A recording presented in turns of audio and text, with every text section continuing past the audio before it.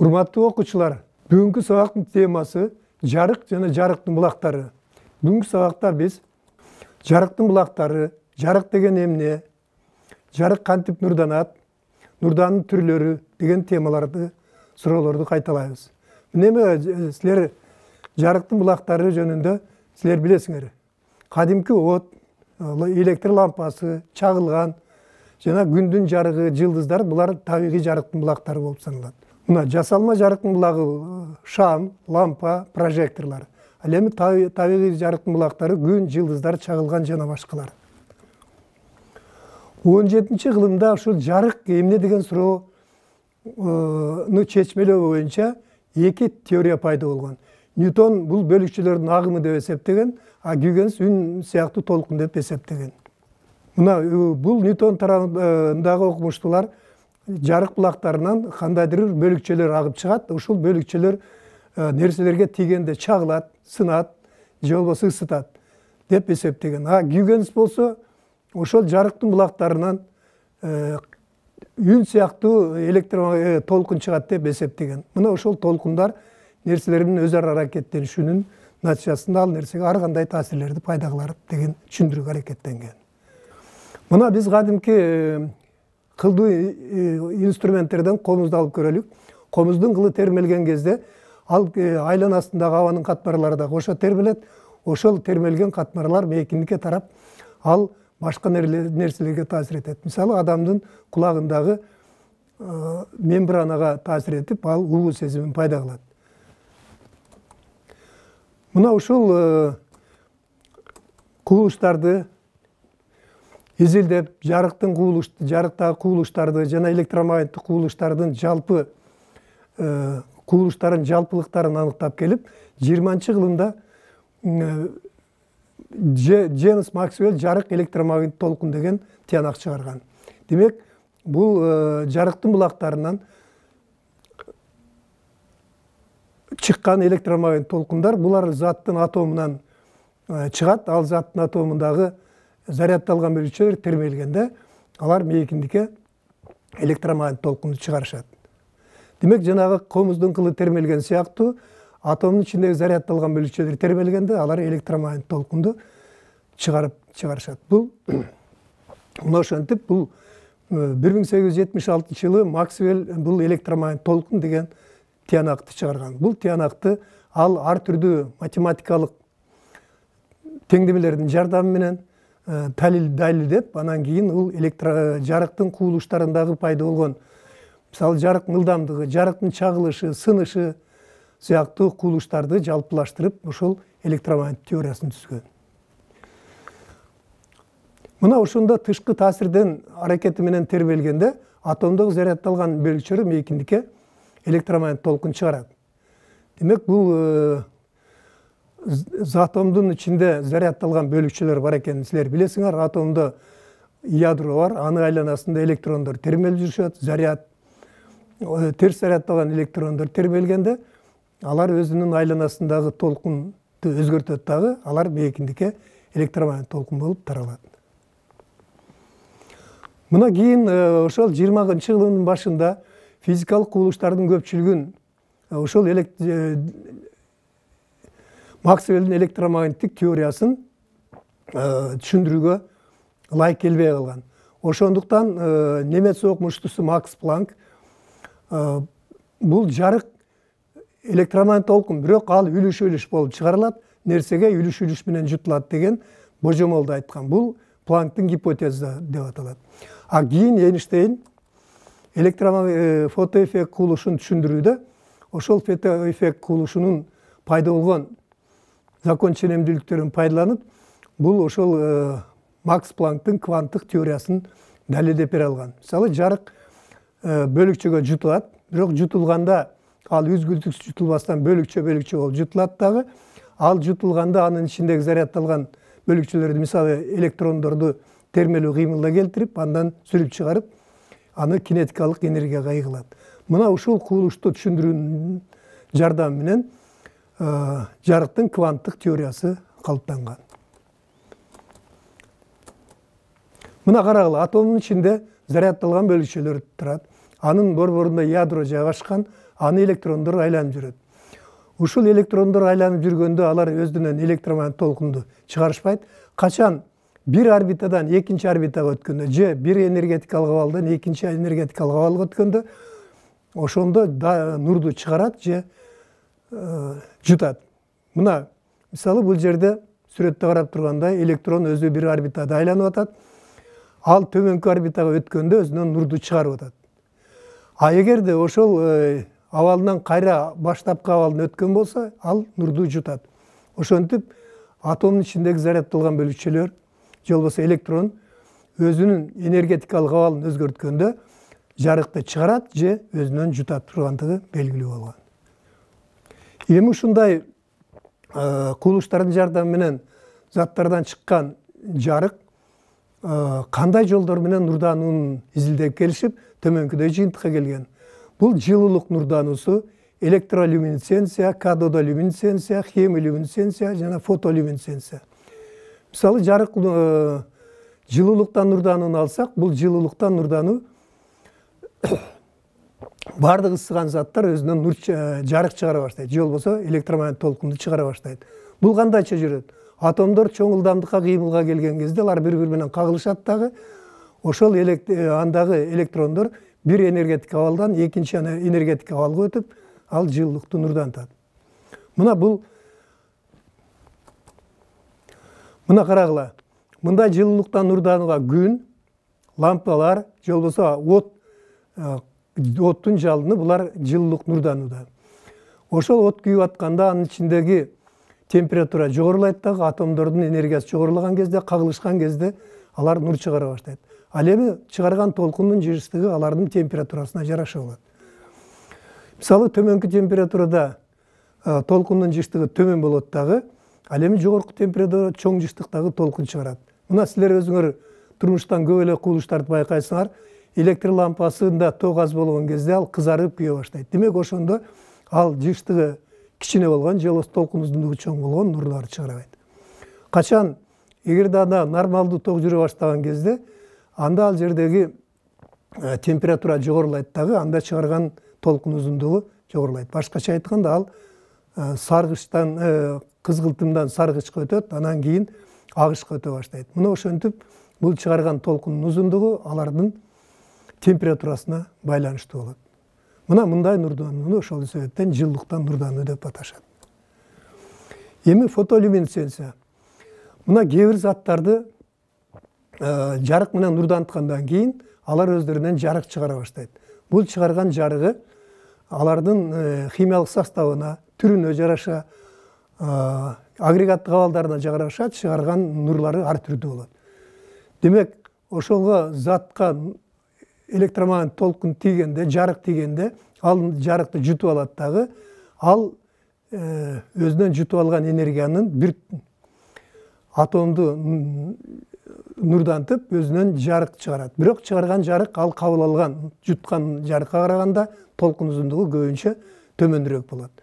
Мына ошол алардын ошол люминесценция кезиндеги чыгарган же нурданткан энергия жарыгы алардын химиялык составына карат. Мына төмөндөгү сүрөттү карасаңар, бир эле жарыктын булагына ар түрдүү нурларды чыгарып атканын байкап турасыздар. Демек, ошол жуткан нурдун энергиясына жараша ал заттар өздөрүнүн чыгарган толкундары ар кандай боло тургандыгын көрүүгө болот. Эми электролюминесценция. Бул электролюминесценция кубулушун биз газ разряддарынан байкайбыз, чагылгандан байкайбыз. Бул кандайча болот? Электр таласында ылдамдатылган, зарядталган бөлүкчөлөр атомдор менен кагылышкан кезде аларды бир абалдан экинчи абалга өтөт дагы, нур чыгара баштайт. Мына түндүк жарык куроосу дейбиз. Мына бул түндүк жарык куроосу күндөн же болбосо космостон келген зарядталган бөлүкчөлөрдү магнит талаасы анын түндүк уюлга бурат дагы, ошол түндүк уюлда атмосферанын составын заттар менен кагылышып, алар өздөрүнүн нур чыгара баштайт. Эми чагылганды алып көрөлүк. Бул чагылганды дайыма байкайбыз биз. Ошол чагылганда эки булуттун ортосундагы зарядталган бөлүкчөлөр иреттелген кыймылга келет, башкача айтканда электр тогу пайда болот. Ошол газдар аркылуу электр тогу өтүп атканда алар өздөрүнөн нур чыгарышат. Мына бул электролюминесценция деген зарядталган бөлүкчө менен атом кагылышканда нур чыгаруусу болот. Бул көбүнчө газ разрядтардан, чагылгандан, азыркы газ разряддуу лампалар деп коебуз. Мына ушул газ разряддуу лампалар электролюминесценция курулушуна негизделген. Андан кийинки нурданын бир түрү бул катодолюминесценция. Катодолюминесценция катоддук нур түтүкчөсү деп аталган түтүкчөнүн ичинде катоддон электромагнит толкунда электрондор учуп чыгат. Ошол электрондор экранга тийгенде өзүнөн кандайдыр бир нурду чыгарышат. Мисалы, мурдагы биздеги колдонуп жүргөн телевизорлордун экраны ушул катодолюминесценцияга негизделген. Анда катоддон чыккан электрондор экранга барып тиет. Экранда тийгенде экрандагы заттар өздөрүнүн кандайдыр бир толкундагы көрүнгөн жарыкты чыгарышат. Мына бул катод люминесценциясын азыркы мезгилдерде рентген трубкаларында көбүрөөк колдонулат. Мына рентген трубкасы өтө жогорку жыштыктагы толкунду чыгарган нурдандын булактары болуп эсептелет. Ошол булактар катод люминесценциянын. Мында эле учуп чыккан электрондор чоң ылдамдык менен анодко барып тиет. Ошол аноддо ал аноддогу заттардын атомдорунан электромагнит толкун чыгарат. Булардын толкун узундугу көпчүлүк учурда өтө кыска болот. Баягы башкачандагы жыштыгы өтө чоң болот. Эми андан кийинки люминесценциянын экинчи дагы бир түрү бул хемилюминесценция деп аталат. Бул кээ бир заттардын денесиндеги жүрүп аткан химиялык реакциялар ошол атомдордун нурдануусун пайда кылат. Мына ошол бул хемилюминесценция деп аталат. Ошол хемилюминесценцияда жаныбарлардын денесинде жүрүп аткан химиялык реакция ошол атомдордун нурдануусун азгырат. Буга биз табияттан көрүп жүргөн жылдыз курттары, деңиздин тереңинде жашаган кээ бир балыктар ушул хемилюминесценциянын негизинде жарык чыгарышат.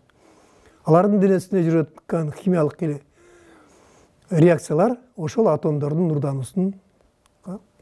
Мына урматтуу окуучулар, түнкү асманда карап, силер чоң жетигенди, кичи жетигенди, алтын казыкты тапкыла. Бул жылдыздар жарыктын табигый булактары болуп эсептелет. Бул түнкүсүн күн баткандан кийин караңгы киргенден баштап силер түндүк жакты карасаңар, бул жерден чоң жетиген жылдызын көрөсүңөр. Анан чоң жетигенге салыштырып калган жылдыздарды таба аласыңар. Мына бул жерде ошол түндүк тараптагы алтын казыктын айланасына жайгашкан жылдыздардын жайгашуусун карап турасыңар. Мына чоң жетиген жылдызы баарынан мурда көрүнөт. Себеби бул башка жылдыздарга караганда жарык жылдыздар болуп саналат дагы, ал чөмүчкө окшошуп турат. Ошол чөмүчкө окшош жылдыздан чөмүчтүн башындагы эки жылдыздан түндүк жакты көздөй же болбосо зенитти көздөй кыймылга келсеңер, алтын казык жылдызына туш келесиңер. Анан бул алтын казык жылдызы бул өзү кичи жетиген жылдызынын эң жаркыраак жылдызы, бул жылбай турган жылдыз. Ошон үчүн муну бардык элдер ошол багытты аныктай турган, кайсы жолдун багытын кайсы жакка кетип аткандыгын көпчүлүк учурларда ушул алтын казык жылдызына карап аныкташат. Эми алтын казык жылдызы бул кичи жетигендин жаркыраак жылдызы. Андан дагы бир аз начарыраак көрүнгөн 6 жылдыз көрүнөт. Ошону баарын бириктире турган болсок, булар булак чөмүчкө окшошуп турат. Мун ушул чөмүчтүн учундагы жаркыраак эки жылдызы бар. Муну кыргыздар ак сарат жана көк сарат деп айтат.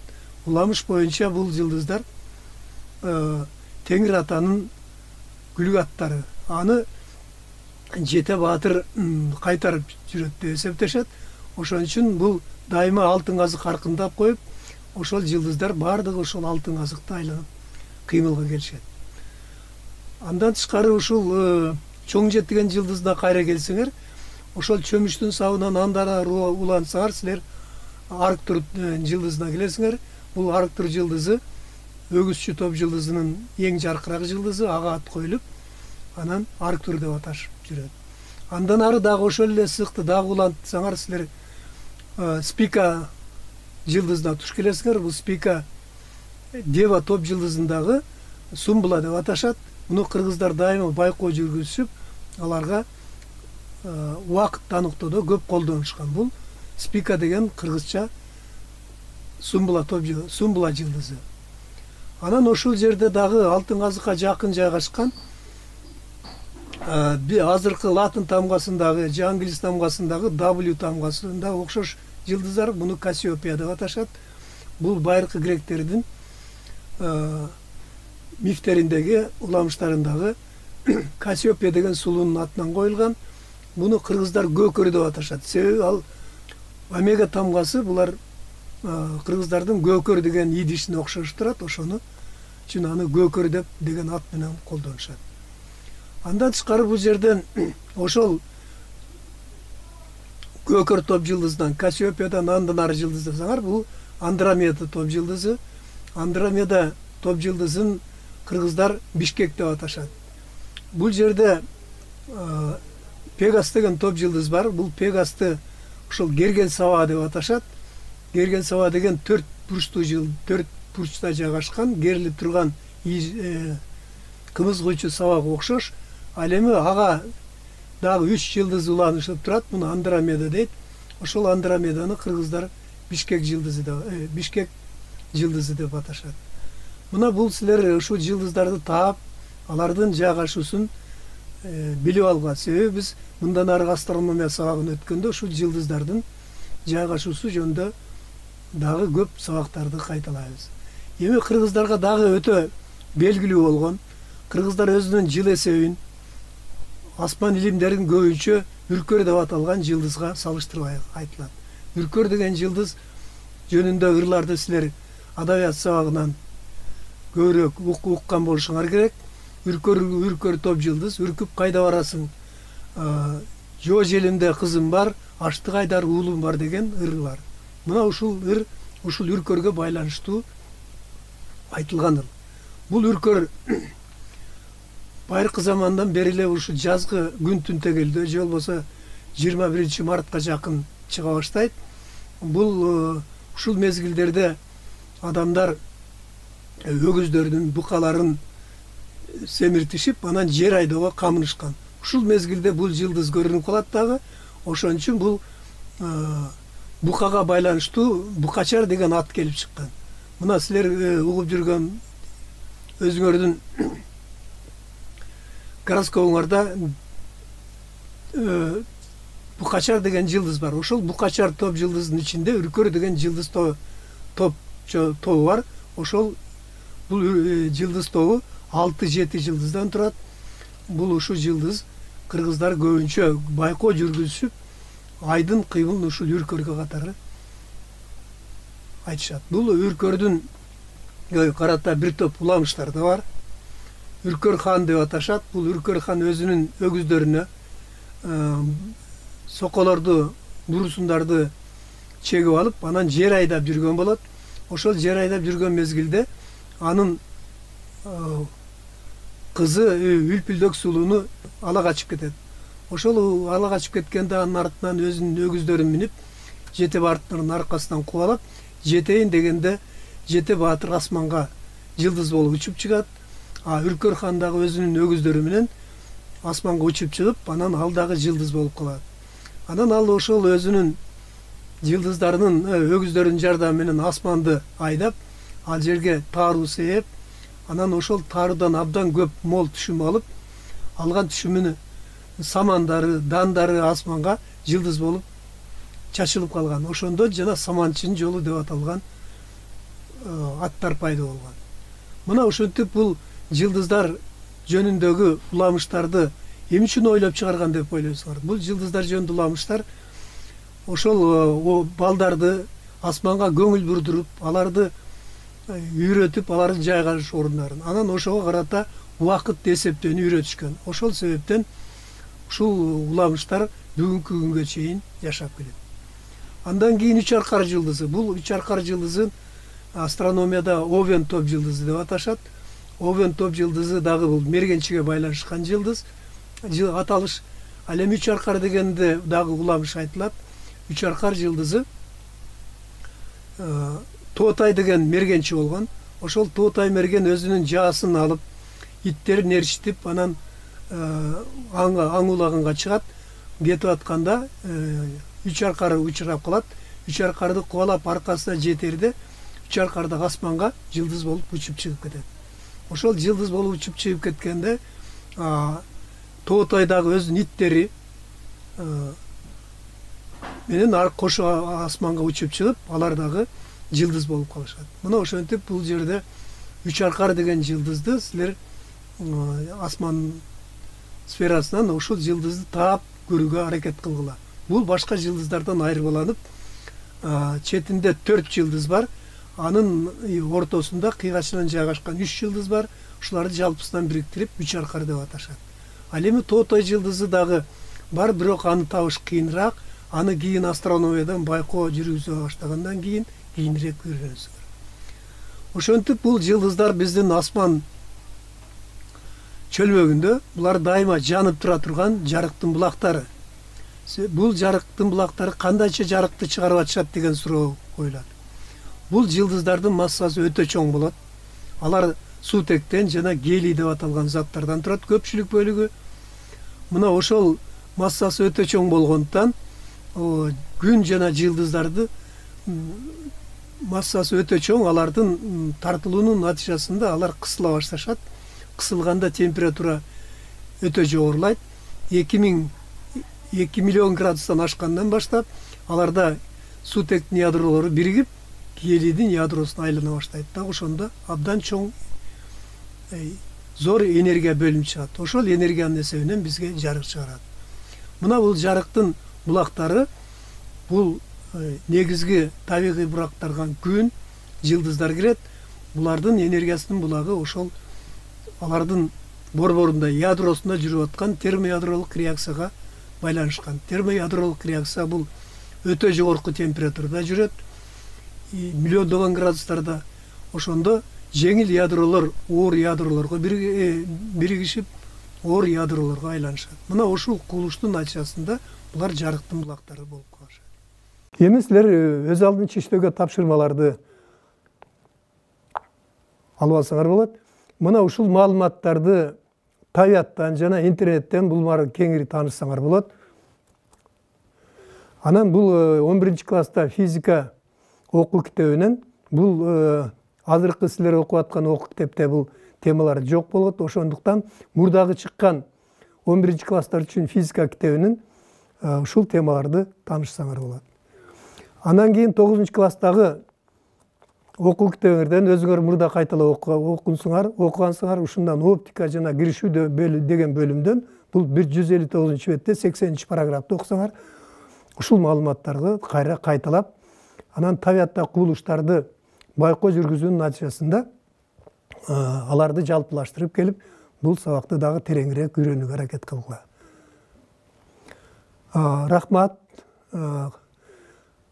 Кымбаттуу окуучулар, өзүңөрдүн мындай билимиңерди көтөрүш үчүн өз алдынча иштеп, маалыматтарды өз алдынча чогултуп, анан кийин аларды жалпылаштырууга аракет кылгыла. Урматтуу окуучулар, бүгүн физика сабагынан жарык жана жарыктын булактары деген теманы өтүүнү аяктадык. Саламатта калгыла.